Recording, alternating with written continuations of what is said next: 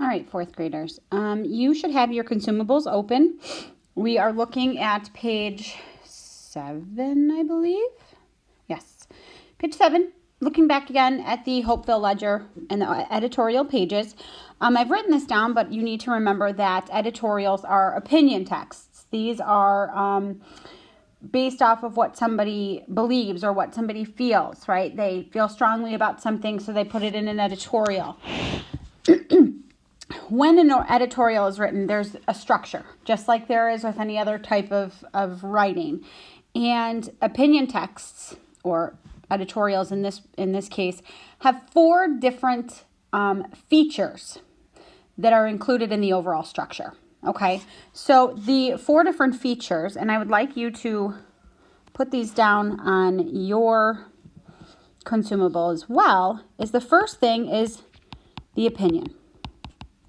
Right? Somewhere there's going to be the author's opinion, what they're feeling, what they believe, what this is all about. Okay? The other thing is facts.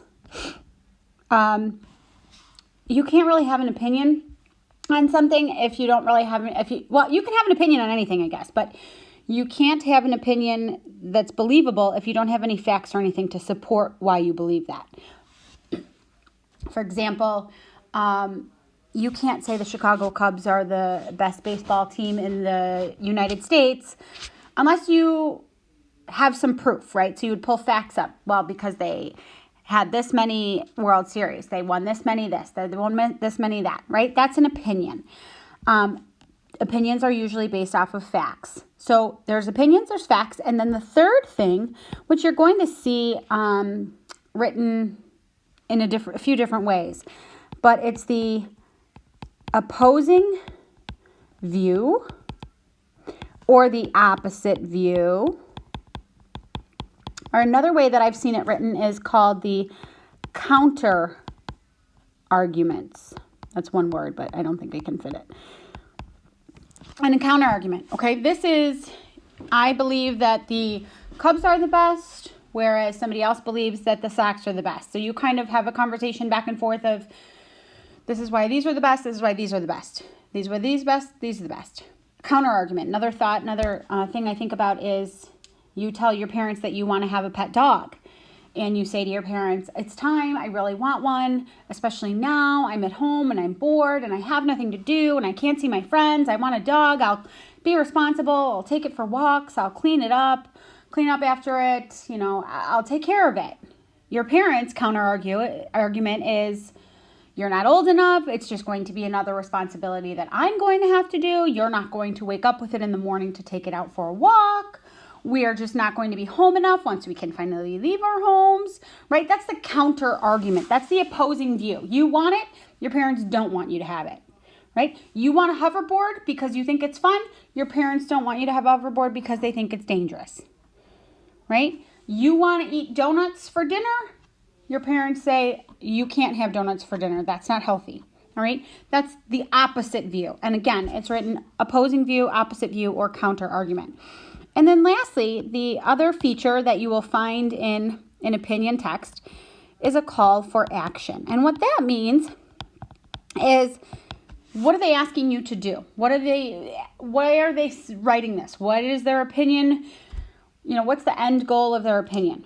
Do they want you to donate money? Do they want you to believe a certain thing? In this case, do they want you to believe that the way that they're going to get energy is more efficient than a different way that somebody else believes?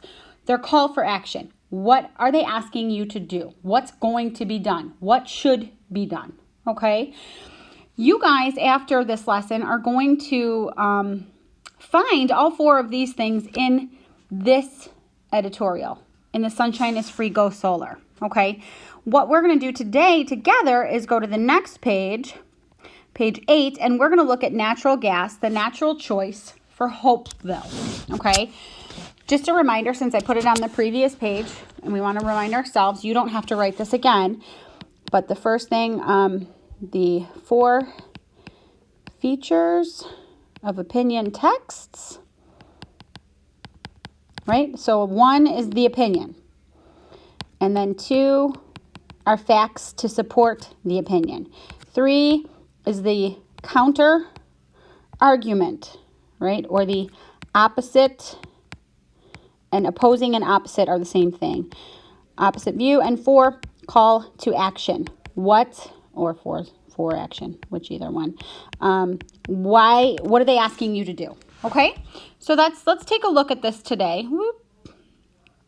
And I'm going to dissect it and pull it apart, and I want you to be doing the same thing in your consumables so that when you have to work independently on the other editorial, you can do it all by yourself. All right, so make sure I have my highlighters. I'm sticking with blue. I know that yours is a bit marked up, more marked up than mine is. In fact, I'm actually redoing this today because yesterday I did this recording already and I forgot to turn my microphone on. So I couldn't hear anything. So pick a color that's, something that's going to stand out, something that's different than what you've been using so that it doesn't get too messy and you understand what's going on. All right. Natural gas, the natural choice for Hopeville. I am not against solar power, but Hopeville needs a more cost-effective power source. Natural gas is the better choice right now. It's available and much more affordable. Okay, in that paragraph, I have already found the opinion. The opinion of this author says natural gas is the better choice right now. Okay, so I'm going to mark that down. This is the opinion. We're talking about different types of effective power sources. Natural gas is his opinion. Now we need to find maybe some facts to support why he or she feels that way, okay? The Mesa Palms solar plant cost $2 billion to build. The federal government will only give Hopeville $200 million. Where will we get the rest of the money? We won't be able to get that back from a few thousand we might make selling our extra electricity to other towns, as Ms. Pierce suggested. Okay, there's a lot of facts in this paragraph. The first one that I see is the Mesa Palms solar plant costs $2 billion to build. Okay, that's a fact. We can prove that. Somebody somewhere has a bill for that Mesa Palms solar plant. Okay, and it's going to show that somebody paid $2 billion to build it. Another thing, the federal government will only give Hopeville $200 million. Okay, so if it costs $2 billion to build the Mesa Palms solar plant, and we're only getting $200 million, well, we're not going to be able to afford it. Okay, that's a fact. We've only got $200 million. Where will we get the rest of the money? We won't be able to get that back from the few thousand we might make selling our extra electricity to other towns, as Ms. Pierce suggested. Okay, 2 facts there. Moving on. Carlos Hill makes a strong argument for natural gas. It's right there in the place where the mayor wants to build. Plus, natural gas produces just half the carbon dioxide of our current coal-burning power plant. What's more, new technologies make getting gas out of the ground more efficient. That means even less carbon dioxide in the atmosphere. We could provide power to Hopeville for many years to come with the natural gas reserves in our own backyard. Okay, so more facts. Okay, more facts. We know natural gas produces just half the carbon dioxide of our current power plant. We can prove that, right?